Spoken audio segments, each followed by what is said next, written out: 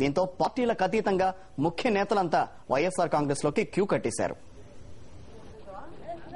గురువారం నాడు ఒక్కరోజే లోటస్ పాండ్ లో చింతలపూడి కాంగ్రెస్ ఎమ్మెల్యే మద్దాల రాజేష్, పాయకరావుపేట టీడీపీ మాజీ ఎమ్మెల్యే చెంగల వెంకట్రావులు పార్టీలో చేరగా, భువనగిరిలో యువ తెలంగాణ జేఏసీ నేత జిట్టా బాలకృష్ణారెడ్డిలు వేలాది మంది అనుచరులతో వైఎస్ఆర్సీపీలో చేరారు.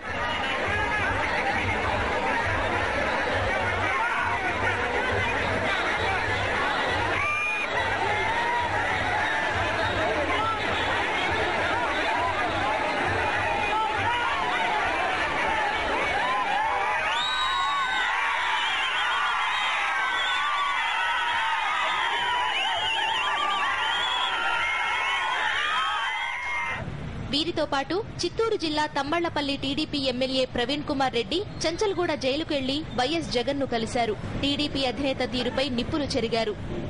తెలుగుదేశం పార్టీ 50% ఓట్లతో మొదలైన తెలుగుదేశం పార్టీ ఈరోజు 18% ఓట్లకు వచ్చి ఈ రోజు పూర్తిగా తెలుగుదేశం పార్టీ అనేది భవిష్యత్తులో ఒక చరిత్రగా మాత్రమే మిగిలిపోయే పరిస్థితికి ఇప్పుడున్న నాయకత్వం తీసుకొచ్చిన పరిస్థితుల్లో మేము జగన్మోహన్ రెడ్డి గారు, ఎందుకంటే ఈ రాష్ట్రానికి ఒక లీడర్ అవసరం ఉంది. ఆ లీడర్ జగన్మోహన్ రెడ్డి అని నమ్ముతూ ఈరోజు ఆయన్ను సపోర్ట్ చేయడానికి రావడం జరిగింది.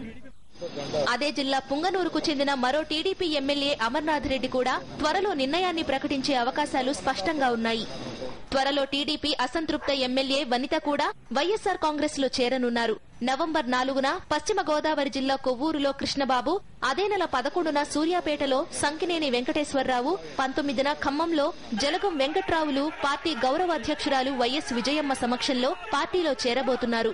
తెలంగాణలో వైఎస్ఆర్సీపీకి బలం లేదన్న ప్రచారానికి ఈ వలసలు చెంపపెట్టు అంటున్నారు విశ్లేషకులు.